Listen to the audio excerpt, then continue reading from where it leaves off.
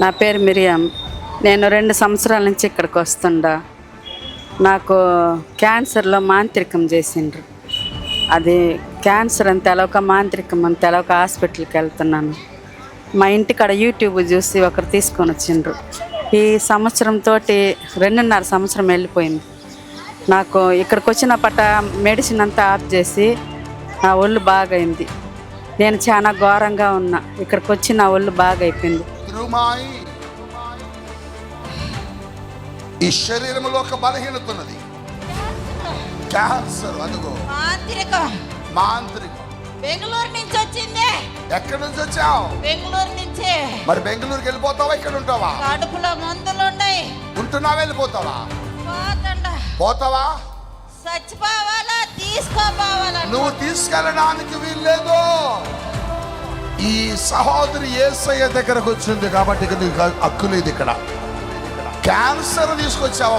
వస్తా ఆ క్యాన్సర్ నా కాళ్ళ కిందకు వస్తుంది. యేసు నామములో గట్టిగా చెప్పులు కొట్టండి. అయ్యగారు, అమ్మగారు, నేను చనిపోవాలని కూడా అనుకోండి. నాకు అంత కష్టం. ఆడ చెన్నైలో మా ఇంటికాడ మాకు తెలిసిన వాళ్ళు, మా రిలేషన్ వాళ్ళు తీసుకొని వచ్చిండ్రు. నన్ను తీసుకొని వచ్చి ఒళ్ళు బాగా అవుతుంది. ఇక్కడికి వచ్చినప్పుడు తెలిసింది హాస్పిటల్లో తెలవక నేను ట్రీట్మెంట్ ఎత్తిన వెంట్రుకలన్నీ ఊడిపోయినాయి. ఇక్కడికి వచ్చిన పట్ట నేను నార్మల్గా రిలీఫ్ అయిపోయినాను. అయ్యగారు ప్రార్థన చేస్తేనే తెలిసింది అది మాంత్రికం అని. ఇంతలో జబ్బులో నుంచి దేవుడు నన్ను నిడిపించి, మాంత్రిక కట్లల్లో నుంచి నన్ను నిడిపించి నన్ను ఇప్పుడు ఒక సాక్షిగా నిలబెట్టినందుకు దేవుడు స్తోత్రం. అయ్యగారికి, అమ్మగారికి నా ధన్యవాదాలు. నేను ఇవాళ ఇట్లా నిలబడతానని నేను అనుకోలేదు. ఒక్కో తడం నేనే మందులు మింగి ఎందుకు ఈ జబ్బులలో నుంచి మనం మెడిసిన్ తీసుకొని బతకలేమో, చనిపోదామని అనుకున్నాను.